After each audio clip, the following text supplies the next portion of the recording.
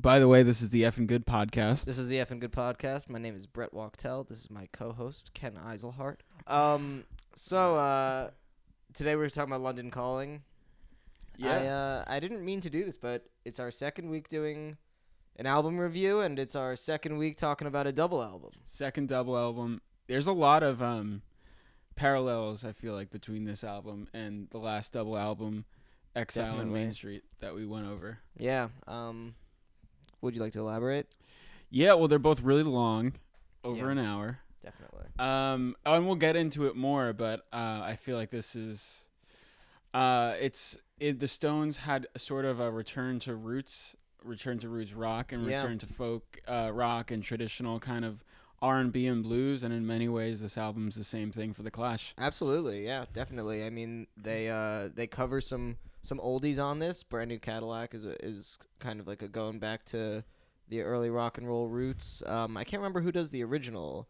Is it It's a man named Vince Taylor, Vince Taylor? Yeah. who they I mean, we'll get into this more, but they regarded him as one of the earliest like British rock and rollers. Yeah. And they would warm up with Brand New Cadillac, Yeah. so they put it on the album. So without further ado, let's get into this. Let's jump in. All right. When they kick at your front door, how you gonna come? With your hands on your head, or your cut that. So let's get into this. When they kick at your front door, how you gonna come? With your hand on... Fuck me, I can't read this. One more try, buddy, and then I'm doing it. One more try. When they kick at your front door, how you gonna come? With your hands on your head or your... You say it. With your hands on your head or on the trigger of your gun. When they kick at your front door, how How you gonna come? With your hands on your head or on the trigger of your gun. You can crush us, you can bruise us, but you'll have to answer too. Oh, the guns of Brixton. Chick, chick, All right. bum, chick. Wow, wow. Is that what we're doing? The weird noises Oh, in the yeah. background of the song. All right. So this is the only band that matters, according to a lot of people. The Clash. Would you? Yeah, Do you and- concur? Well, I heard that moniker was given to them by them. Hell yeah. But a lot of people do think that is the case. I don't think they're the only band that matters, of Yeah. course. But I get what people are saying. I They're get what like, people are saying they're too, for the sure. biggest, and like, if you're a punk, if you're from that generation, they were your Beatles. They were your everything. No, definitely, and like in a lot of ways, similarly to the Beatles, and like some other bands that I think would fall into this sort of category, is that they encompass so much music, and they have political messages. They have just regular stories about like mundane parts of life. They tell tales of people. They have all subjects covered in a lot of their music, and they cover such vast ranges of musical influence that, like, in a way, you kind of get a full musical experience from listening to The Clash. Yeah, definitely. And I think they matter to so many people because they embodied the ideals that they would sing about. Yeah. Like, I was looking at the cover of Combat Rock, Mhm. and it's got the four of them in some, Banana Republic on the train tracks. Some Banana Republic, what does that mean? It's like a country that's set up poorly, and I don't know, and I wish you hadn't asked me to elaborate on it. Well, you said that, and I was like, I didn't know Banana Republic was around You were back thinking then. of the store, like the Yeah. factory store. No. It's the name given to like a poorly run government in South America or something. Interesting. And don't quote me on that because that's not what this podcast is about, of course. So it's the picture of the band. Yeah. Let's just say they're in some country. Yeah. Doesn't matter where, what kind of government they have. Mm-hmm. But all four of them, and Joe Strummer is wearing a Clash shirt. Yeah.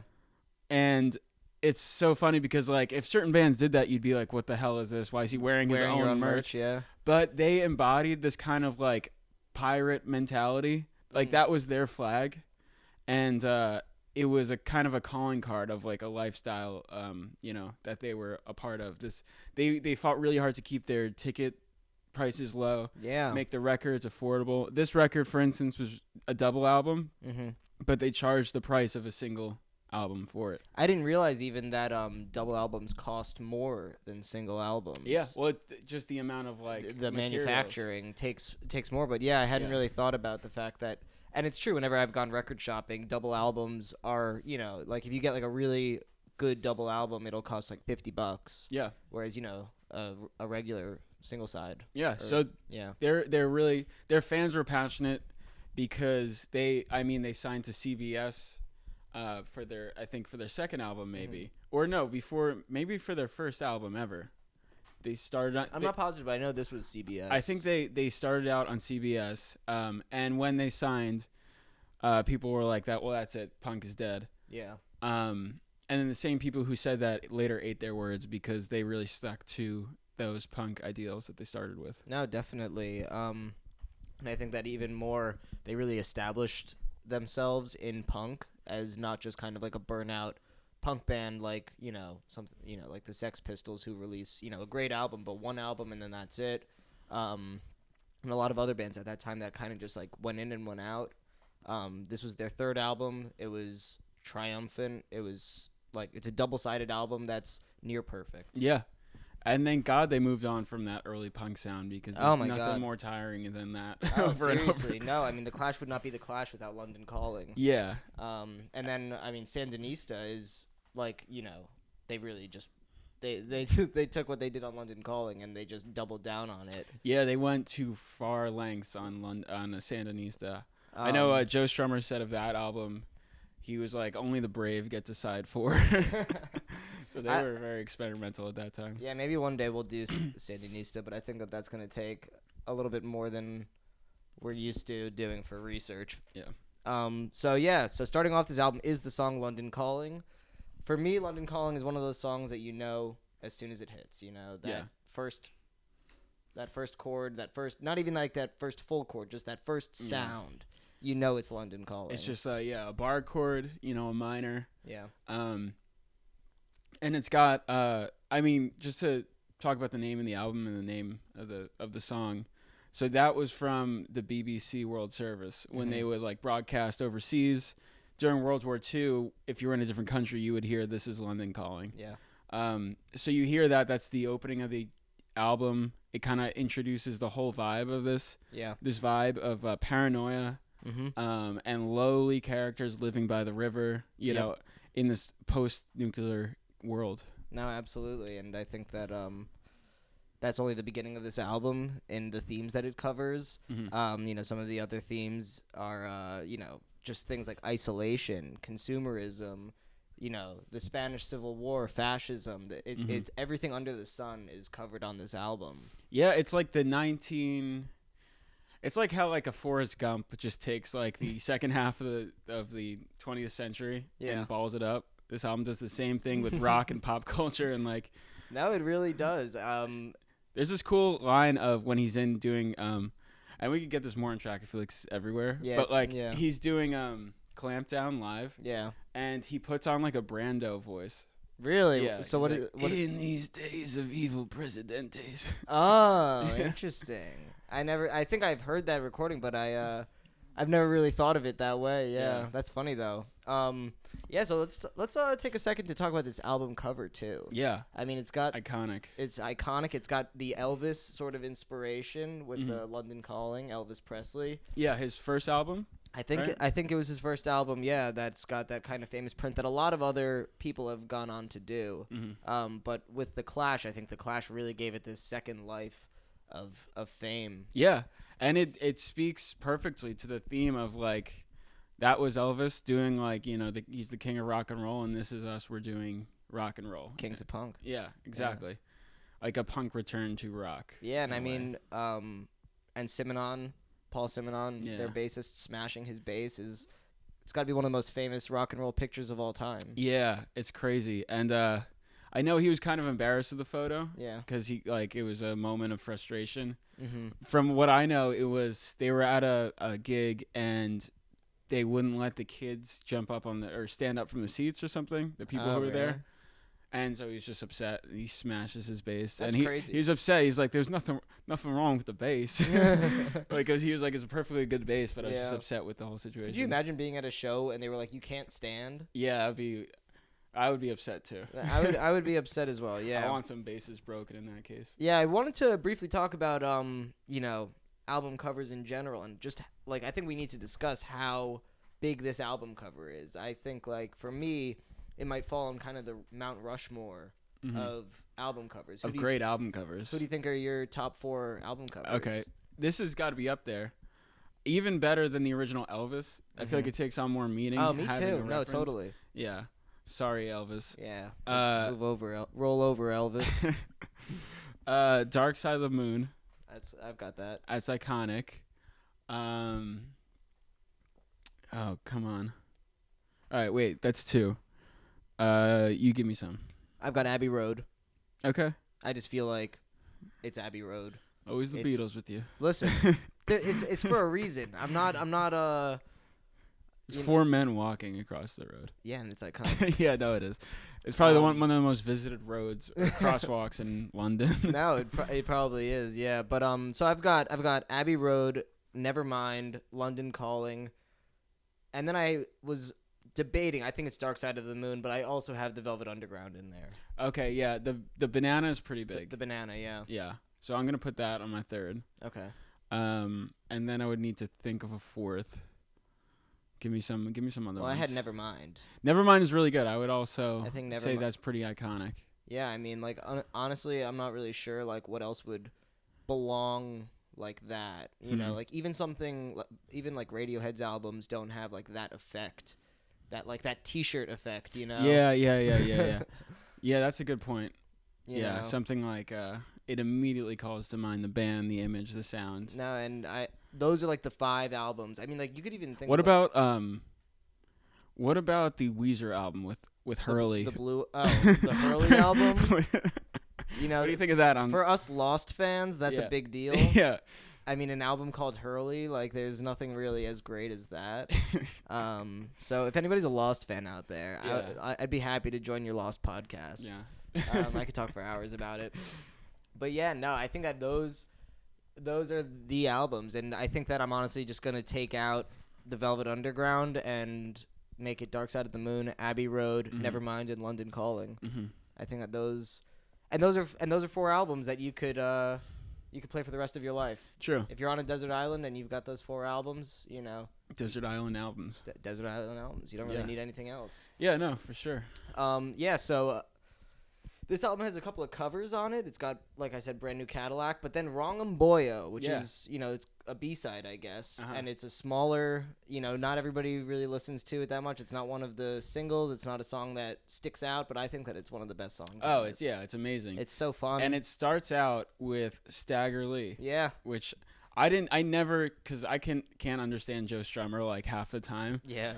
Well, he's like missing teeth or something. Yeah, and it sounds like it. I think he actually is. Yeah.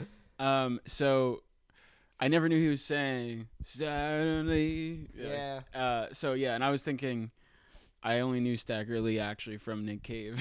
Oh, yeah. Well, I think that it's like a traditional song. Yeah. So I listened to the original recording of Wrong'em Boyo. Yeah. And I believe it does start out with Stagger Lee as well. Okay. And they also transition it into it. Yeah. Yeah. So, I mean, I think that this is a good transition. Oh, and I actually also wanted to talk about the song Card Cheat for a second. Okay. Because I find it to be so unclash, but so cool because I think that it like sounds like Springsteen. Yeah, I love it's got that song. Banging piano and like that big build up with like a brass section. It's like it could just be a Springsteen song. It does. It's an epic song. And it's just like but it's not punk it goes to show how great this album is and how like you don't need to love punk to love this album. You don't need to like Well, it's punk in the way that like original punk stood for doing what you wanted. Yeah. It's not punk in that it's 1977, like Sex Pistols. Yeah, and who can be like the most provocative, anything like that. Yeah, totally. So going into the cultural impact, along. Are we gonna get in the green room? Oh, we're getting into the green room. We're on our way to the green room. We're on our way to the green room. Oh boy. But so for our cultural impact, along with the Specials, their debut came out the same year Did it really? Yeah, 79. And they both had this really big ska influence on punk rock and just rock and roll music going forward. And new wave especially. I think like new wave kind of buried the reggae influence within its like rhythms and sound, but it's very much there and kind of creates what would be like I think like Pet Shop Boys and bands like that. Yeah. I agree, that's a great point. And that's really fascinating with the history of ska and of R&B and rock. Yeah. So basically what happens is like Jamaica ska, when it first starts out, it's in Jamaica because they're getting radio broadcasts from the southern part of the United States of like all this R&B stuff, these like Motown, like chess stacks, and they're playing that, and then they have these huge sound systems that are basically like they go and they like bring the party elsewhere, and like you just be a fan of this sound system or that sound system. Yeah. These sound systems would get in like huge brawls. They would like shoot each other's sound system up. They'd have like massive battles. Yeah. It was crazy. But then they start making their own take on R&B and rock and roll, and that's like ska. Yeah. And then ska ends up making its way to London, where the mods absolutely love it, and they're all over it. And then you get so interested in it like from bands like the Specials, and that it's called like the two-tone era off of their label that they created. But you hear a lot of that on this album, and it's one of the reasons why I love this album. Yeah, and I think that it's also worth saying that I generally am not much of a fan of ska, you know, and I think that it's because I kind of think of, you know, bands like Sublime, and I think of that two-step punk dance that I think looks absolutely ridiculous. You know what I'm talking about? Picking up pennies, or there are a couple different words. That might be what it's called. I think it might be called picking up pennies, but I just find it to be ridiculous, and I think that sometimes ska people can be, you know, an interesting crowd. Well, what do you think of when you think of ska? You think of like checkerboard stuff. The checkerboard vans. You think of Streetlight Manifesto. Yeah, like and trumpets and annoying trumpets. This album does have, but like that's third wave ska. Yeah, which is like so far removed from the original thing. Ska totally. in its form predated reggae. But yeah, so you know more about the cultural impact of this album. I think that this album came at a time when punk was already in the spotlight. It's not like punk was really underground anymore. You know, the Sex Pistols had like hits on their album. You know, punk was all over. Everybody knew what it was. But a lot of people, and I would say, you know, kind of mainstream audiences, were still not super accepting of it, especially, you know, more mature, adult-oriented people. But I think that this album really changed people's minds and showed like this maturation of the genre. Yeah, I had the same note down. I think it by introducing so many different genres, it's like a way of punk, you know, making its debut into the world stage and maturing into like this real, more mainstream music. I don't know if more mainstream's the answer, but this album was like huge, so it did actually become way more mainstream from the original punk offshoots. But yeah, it incorporates it into the whole pop music fabric by having all these different genres. Yeah, and I think that it really like made it so that, you know, bands like the Pixies and you know other punk bands going forward could just like have a chance. Green Day, I mean, like would Green Day be popular without the Clash? Like, you know, maybe, but I think that the Clash really helped break that barrier down for a lot of people. And at the time, people loved it. You know, it wasn't really a controversial album among critics. Yeah, no, it was pretty widely acclaimed. Yeah, everybody was just like, it just went from people loving it to them like saying this is a classic. Yeah, no, seriously. One person said something that he didn't love about it. I think I took down the quote. Oh yeah. And this is like kind of what I was gonna say, comparing it to Main Street, but Gary Bushell was more critical in his review for Sounds, giving the record 2 out of 5 stars while claiming the Clash had retrogressed to Rolling Stone style outlaw imagery and tired old rock cliches. Which he's right in a way. I think he's looking at it in the wrong way. I think he's looking at it in the wrong way But too. Yeah, they're going back to, like we said, the basics, kind of rock and roll. yeah. This Similar. guy was waiting for new wave to come around, or he was like Yeah. waiting for them to put out like a post-punk record. Yeah. You know, something that was really like, you know, like on the Joy Division sort of spectrum of things. I Yeah. don't know. Yeah, no, he was looking for something totally different, something, I guess more, like you said, like new wave. Yeah, more going into the 80s. Mhm. But I think that this album stands alone and is like timeless probably because of what he's saying in a way. Yeah, definitely. Yeah, I really liked what John Rockwell said for the Times about this. Mm-hmm. He said this is an album that captures all of the Clash's primal energy, combines it with brilliant production by Guy Stevens, and reveals depths of invention and creativity barely suggested by the band's previous work. Yeah, I agree.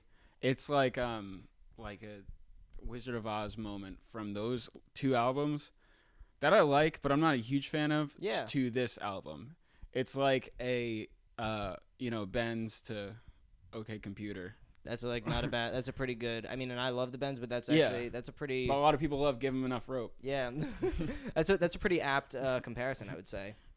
And so Modern Relevance, Pitchfork's 25th anniversary, they gave it a 10 out of 10. Wow. I don't disagree. I think 10 out of 10 is. Is that your rating for it? That's not my rating for it, we'll go into that later. So how can you? Well, so you do disagree? I do. Listen. The only reason that I disagree with it is because I find it hard to give an album a 10 out of 10 because that means that it can't be better. Yeah, I agree. And I think that, it's not that it's not as good as it can be, maybe. Like rounding, I Yeah. would give it a 10 out of 10, maybe. Rounding, I would Depends give it a 10 out of 10 Yeah. also, yeah. If we're doing 1 decimal point and I'm rounding. Yeah.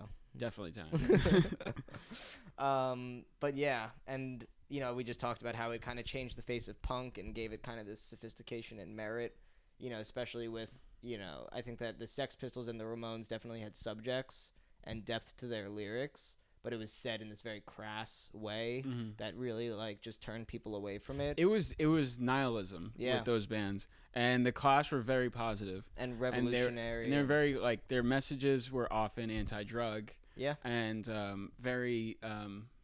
Joe Strummer was very much about embracing the individual and revolution and all that. Yeah.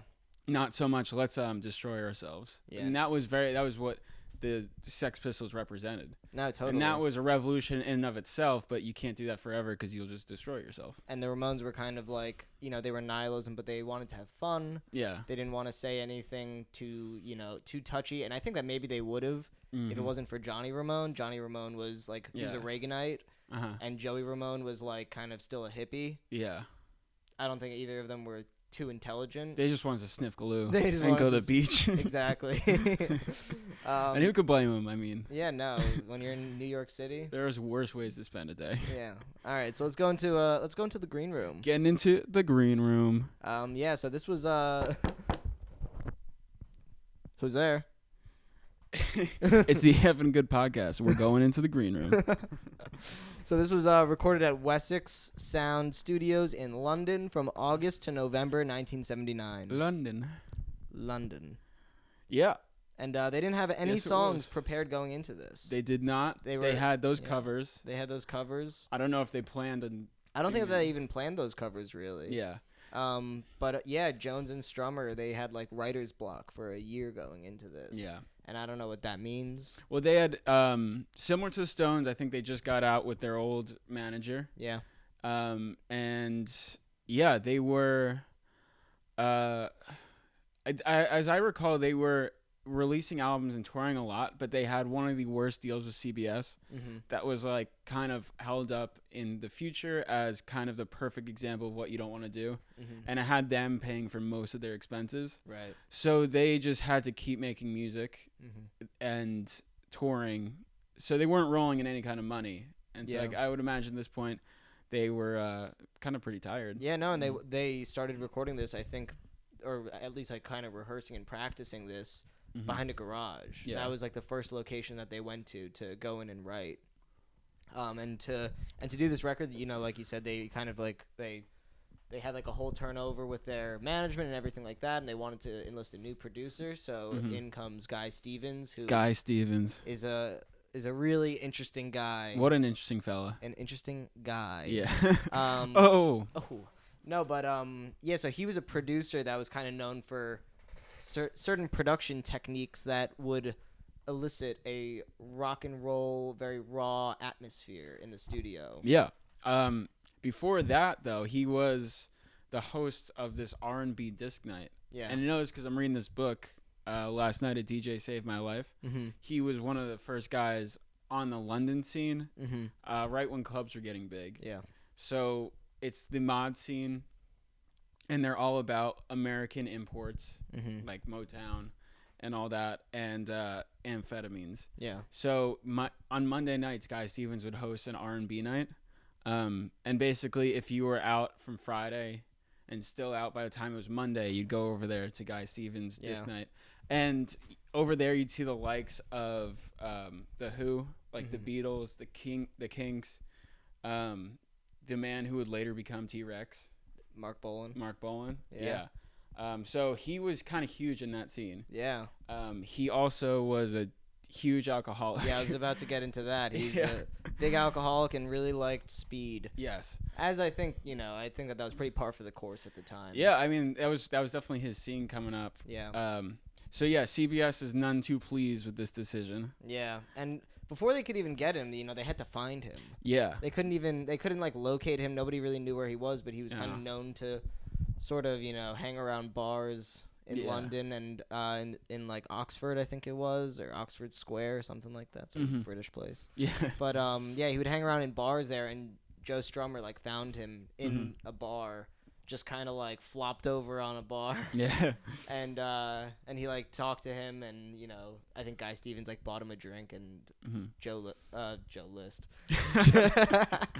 Joe Strummer asked him to have a drink with him, and they made a record from there. There you go. And you mentioned his sort of his antics.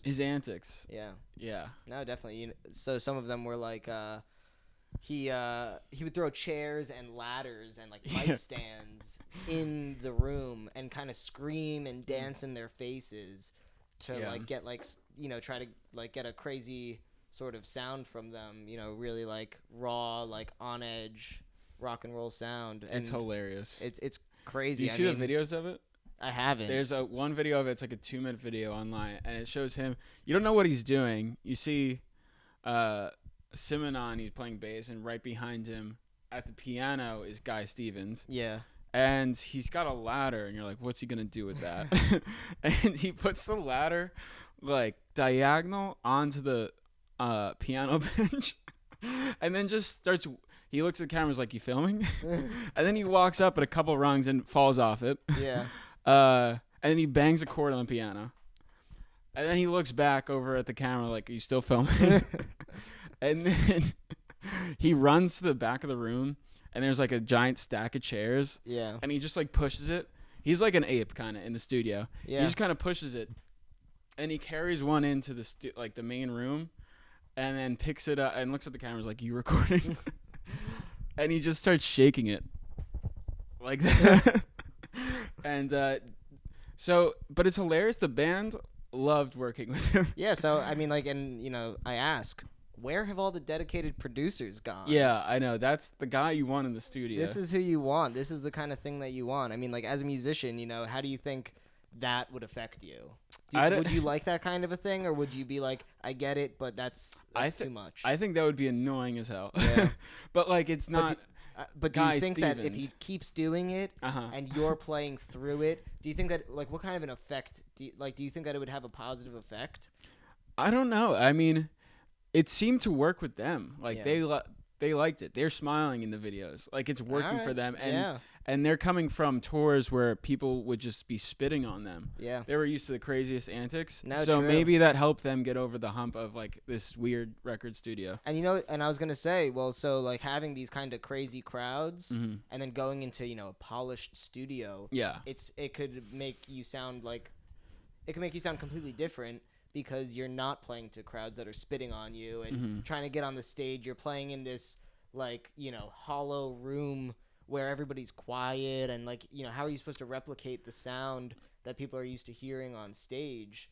So, I guess, bring the crowd to you almost, Yeah. and create this kind of atmosphere. Yeah, I'd imagine a guy like shaking a chair and doing that kind of stuff would loosen me up.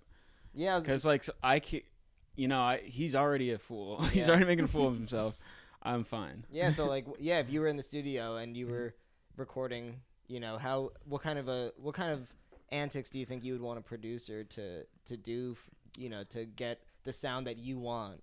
I think, I think it would just be, it would break down this awkwardness that you get even when Yeah. you're with people in the studio. Yeah. It would kind of take the solemnness out of the room and leave you more free to do something weird.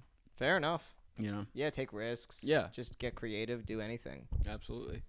Now we move on to my favorite, the Joe Cocker with a little. Wait. What's up? I got some more green room stuff. Oh, you got some more green room stuff? Oh yeah. Oh, So bring it on. So despite the antics of Guy Stevens, and also we have to mention, I believe, and he's on the back, Bill Price was the chief engineer, Yeah. which is probably necessary because like Who Guy knows? Stevens was just bringing vibes. That's it. They were very disciplined at this time, and they would have their morning sesh at Wessex Studio. They would go out, play a friendly game. Everyone would play a friendly game of soccer. Yeah. They'd hit the pub, and then they come back for an evening sesh. Yeah. So I think during this time they found like a very healthy working style of working, Mm-hmm. and I think the album reflects it. It's not sloppy at all. I Mhm. mean, for the most part, it's hard to have a double album that's not rambling, and You're so right. Yeah. At least like one kind of area where it's like a little experimental. You could yeah, say, like Sandinista goes off the rails. 100%. Yeah, Sandinista totally goes off. But the this one, you rails. could tell they're definitely tight and like writing. They're not goofing around so much. Yeah, and they're Um, not really fatigued at any point either. Like Yeah. these songs, all like you don't know what order these songs were recorded in because they all sound like they have enthusiasm and energy to it. Yeah. I think this is probably when the band was at their best in terms of their relationships Yeah. and in terms of their music. I Yeah. think this is when it kind of like this was the peak Clash. Yeah, I mean, this is Jones and Strummer, writing some of their best stuff. And, while you can tell kind of what's a Jones and what's a Strummer song, Mm-hmm. you can also see where each of them fill in each other's kind of blind spots, maybe. Mm-hmm. And yeah, I mean, I think that, without Mick Jones on this album, some of the punkier songs don't have the sort of pop appeal that makes them so re-listenable all the time. Yeah. And it could just kind of be like heavy lyrics with just like heavy guitar tones, and it doesn't have much lightness Mm-hmm. to alleviate anything. You're saying without? Without Jones Oh yeah, on definitely. Strummer songs, and then Strummer adds the edge Yeah. to a lot of Mick Jones's stuff. Very true, and I love that they do a duet in this on "Rudy Can't Fail." Yeah, It's cool to have a duet. with Totally. two distinct singers, but strong singers nonetheless. definitely. I mean, Also, there was a Mick Jones in. I think it was the guitarist of Foreigner. Foreigner, yeah, It was Mick the Jones. name Mick Jones, And yeah. also there's a rapper, Mick Jones. Great rapper, Mick I think Jones. it's Mike Jones. No, Mick Jones. Mac Jones. It's Mick Jones. Mac Jones. Not Mac Jones. It's Mac Jones, the New England The Patriots. New England Patriots. He's a rapper. He was in the Clash. Yeah. Yeah. Do you think that you're more of a Strummer or a Mhm. Jones guy, That's a good question. or are you a Simonon guy? Well, yeah, he's cool. He's definitely the coolest. He's and definitely the most so handsome. So I'd probably be him. No, but which kinds of songs do you think you like? Are you like Train in Vain or London Yeah. Calling? I mean, that's so tough. I Yeah. like they're both very different to me, and I think I like them both together the Yeah. most. That's what I'll say. I don't know. Like I really can't pick those. I can't separate No, those and two. I mean for me this is Lennon McCartney Yeah. also. I mean you can tell what's what, but then when they're together that's the strongest. I think there's something very funny about Mick Jones that Mhm. I like because he's so punk. But if you look at pictures of him, He's he's a little dressed nerdy. in the most ridiculous thing. He's like really skinny, Yeah. and like kind of ugly, but like he looks like a rock star. He looks Yeah. awesome, and he could be apparently like a huge diva. Like he would get out Yeah. of the tour bus and like not go until he got like some weed or something. Yeah. I Yeah. don't blame him. And then Joe Strummer is more of like a serious guy. Yeah. And I know they started having Yeah, Joe Strummer's very self-serious, it seems, from just interviews that I've seen. Doesn't really his jokingness is very very like highbrow sarcasm and like pointed. It's not he doesn't seem like much of a goofball. No, and I learned that his parents were diplomats that I didn't get. So he traveled a lot. That gave him kind of a worldly perspective. Yeah, he's like super educated. But I know towards like combat rock, Mick Jones started, and then so they're gonna go into their solo careers after. Yeah. But Mick Jones started to get tired of like the guitar, and he thought like art and music was going in the way of the synthesizer. Yeah. And he got tired of doing that stuff. And Joe Strummer was more of the traditional. Yeah, he wanted to like stick to the roots. Rocker. Yeah. Yeah. And like, you know, probably, and you know, you can tell with like the Joe Strummer and the Mescaleros and like his other projects, it really goes more into the influences that come through on London Calling, rather than trying to progress in culture. Yeah. Whereas like Big Audio Dynamite is the 80s. Yeah. When you hear it, that is like it's like Public Image Limited is more in that vein. Yeah. Yeah. So is that it for our green room? Let me see if I have any other fun things. They had let's see. Oh yeah, well, this is more context, I guess. But the previous tour, I didn't realize. They had a bunch of like rock and rollers opening for them. So like Bo Diddley, Screamin' Jay, the Cramps, all these were on the tour. So this is a precursor to them going in this more rock and roll direction. I think that was literally right before they started recording London Calling. Yeah. For their first U.S. tour. Yeah. Yeah, and I mean, and they started out, opening up for the Ramones, you know. So. Yeah. Yeah. So yeah, that's it. Wessex Studio was originally a church. Interesting. Yeah. Gives a great sound. It does have a great sound. Heavenly. Yeah. So for my favorite category, the Joe Cocker with a little help from my friends cover song selection. All right. What do you got? So, who would you love to see cover what song? Okay. And how would Joe Cocker cover that song? So, this is a ridiculous question. I don't know how long this is going to last. Okay. My favorite song on the album is Spanish Bombs? Spanish Bombs. I would love to see the Strokes cover Spanish Bombs. The Strokes cover Clampdown. Yeah, but that's not what I want. All right. They shouldn't. Spanish bombs in the cemetery. Yeah. I could see Julian doing that for sure. Well, he could do that, but it's like the guitar. Having the one, and that lead guitar. No, definitely. Yeah. So, and I don't know how Joe would do. Lo quiero he tenido. Yeah, I don't know if Joe Strummer. I think you got away with this one because I don't think Joe Strummer could pull off Spanish. He can't. He most certainly can't. Yeah. So what I'd love to see Viagra Boys do Guns of Brixton. That'd be awesome. I think their production would give it like this really like inventive, new, and like heavy sound to it. Yeah, with their bassist. Yeah. And like a sick drum beat behind it. Oh my god, yeah. Yeah, and that's a good one too because it's got the vocals of Simonon, which are very different than the Strummer Jones vocals. Yeah. But they would go well with Viagra Boys. I think so too. Yeah, and so Joe Cocker. Yeah. You can crush us, you can bruise us, but you'll have to answer to Guns of Brixton. How's that? Wow. Pretty good? What'd you think? I think he would actually give it more of like a whoa. Yeah, and there would be more hands. You gotta get more hand in there. Yeah. I think he would do it all like Summer in the City. So for the bummer category, what are the skips? Do you have any skips? I got skips. Yeah, what are your skips? And I have more skips than maybe on another album, but you have to keep in mind it's a double album. Right. You might have double the skips. Yeah. Stands to reason. So my skips are in this order: Lovers Rock, I like Lovers Rock. Okay. Go on. Coca-Cola. I like Coca-Cola. And I'm Not Down. Interesting. Mhm. I could see I'm Not Down. Yeah, I think that one has a weak chorus. Yeah. I'm not down. Yeah. I'm not down. It's kind of like Mick Jones, just weak. Yeah, and it has a bunch of different parts in it. Like I could tell he was going for something. It's not a terrible song. It just No. doesn't really do that much. It's not on the par with the other ones. I feel you. Coca-Cola's cool, but sonically I don't love it. I think the lyrics are pretty cool. Talking about how Coca-Cola is like advertising cocaine. Coca-Cola advertising and cocaine. Yeah, I like that. Lovers Rock is just, I think it's them going for that ska sound and it not quite working, in my opinion. It's cool what they tried to do, but yeah. Nah. How about you? I've got Four Horsemen.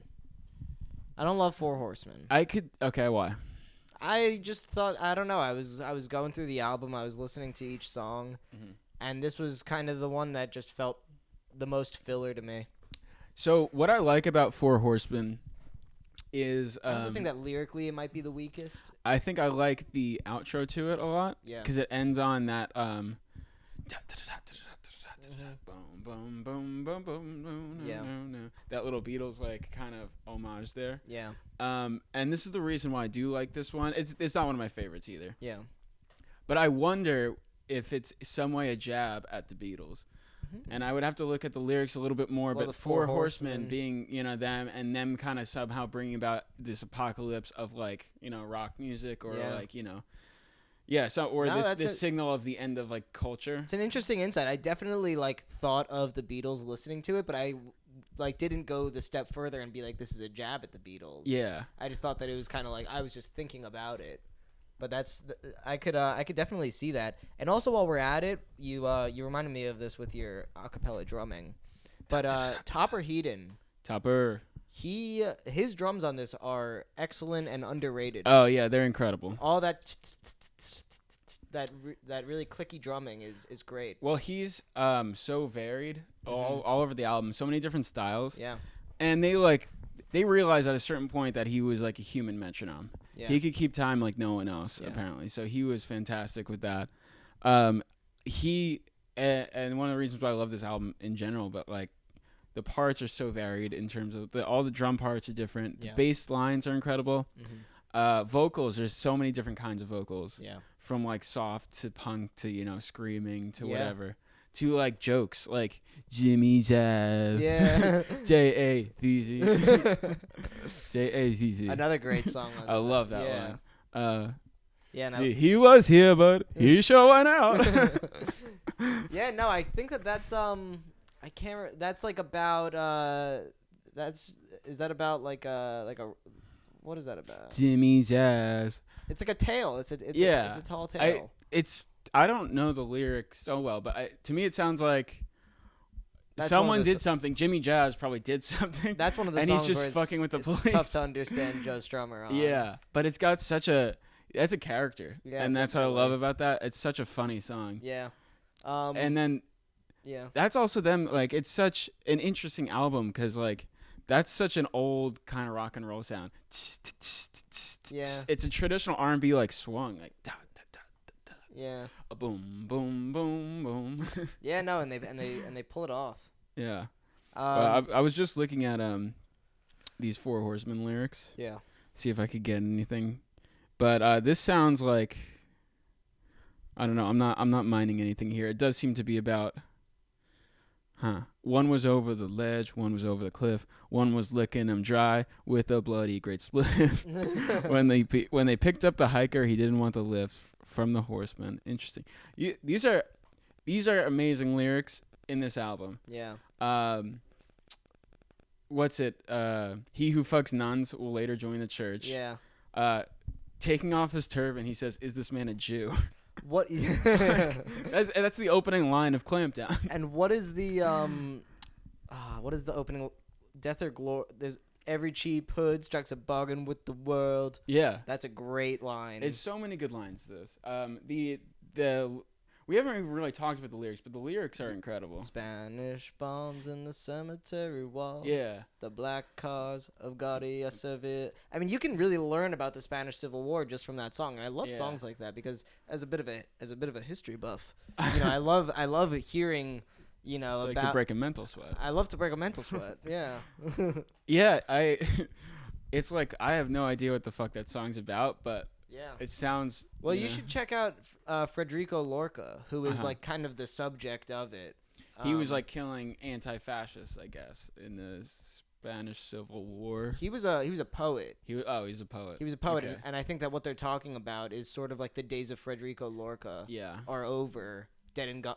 Federico Lorca's dead and gone. Mhm. Spanish bombs. And comparing it to the IRA Yeah. in in Ireland. Yeah. Were they comparing who to the IRA? It was comparing that story to what's going on Right. in Ireland, Yeah. allegedly, the Troubles. which is a very intelligent songwriting. Yeah, no, You know? it really is, and that goes to show kind of, and Joe Strummer came, from pretty wealthy background, but he was just really educated and knew a lot of this stuff. I mean, I think in Mallorca, maybe Spain, they have a square called Joe Strummer Square. Oh, really? Yeah, That's cool. I didn't know that. yeah, they love him over there. The Clash are huge for them. Yeah.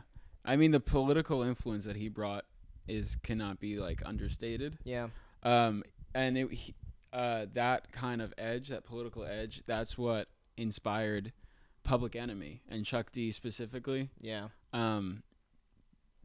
Def Jam Records, they wanted Public Enemy to be the Clash for hip hop yeah. because They kind of were. yeah, they definitely were. And Chuck D has talked a lot about how much he loved the Clash and what they were doing, and how at first he couldn't really relate to it. Mm-hmm.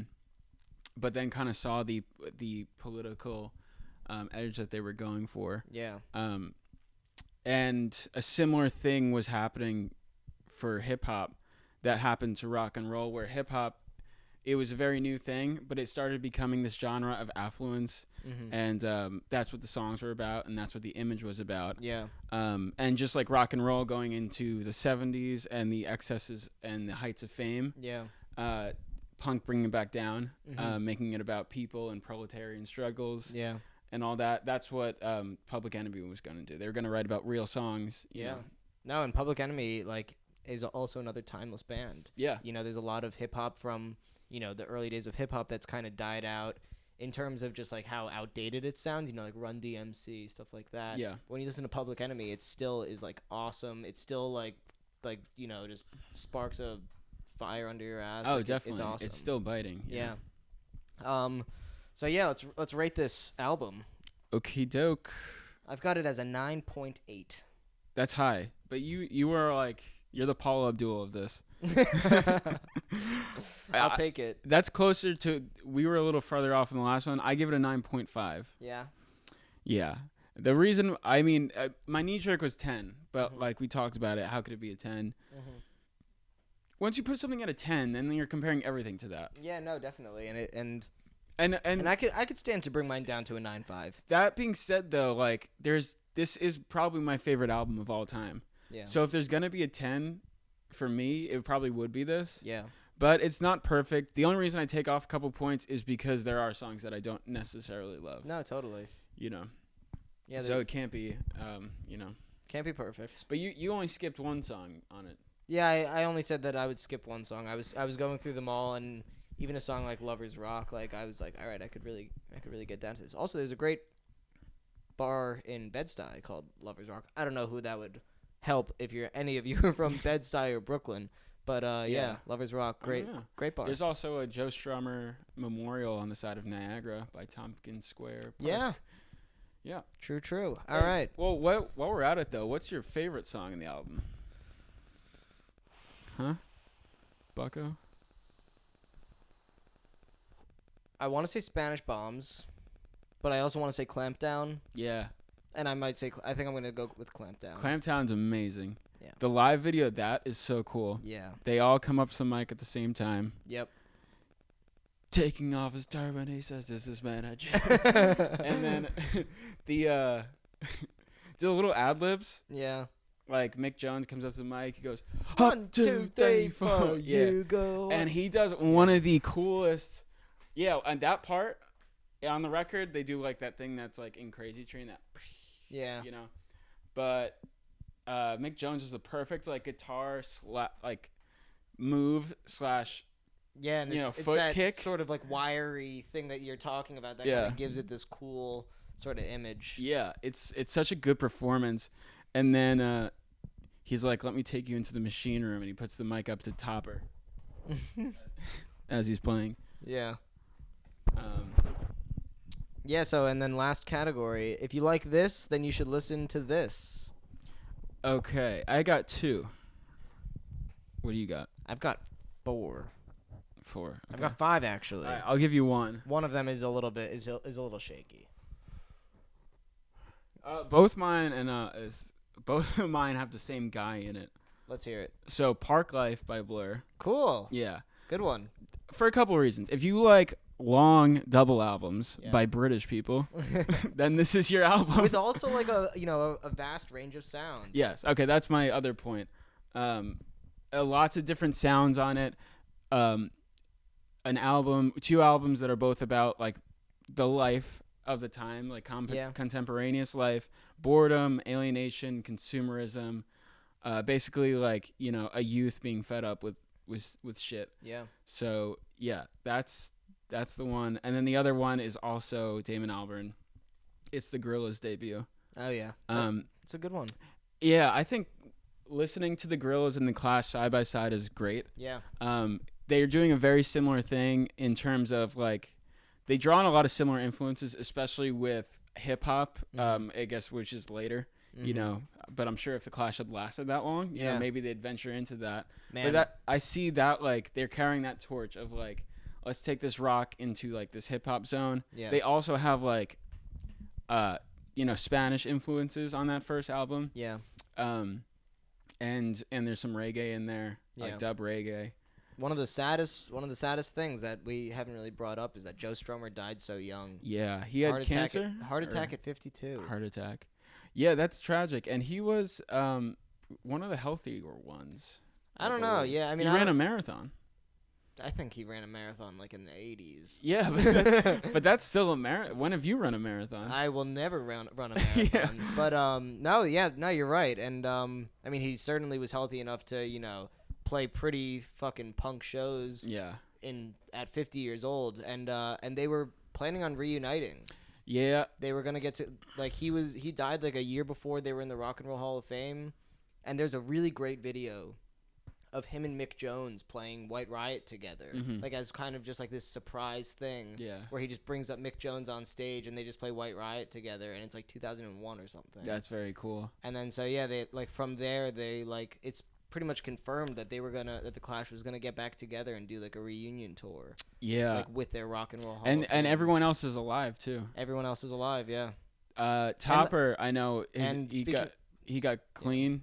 Yeah. So So I know he said in the past he's like he blames his addiction for a bit of their breaking up. Yeah. He's like it certainly didn't help. Yeah. And so it's definitely 2001 would have been the time that you could see them or something after that. Yeah, like some and kind of reunion. And Joe Strummer he was obviously like a staunch kind of like liberal anti-authoritarian type of guy, and with 9/11 and the Iraq War having like just gotten underway, I'm sure that he would have been like a really powerful voice at the time.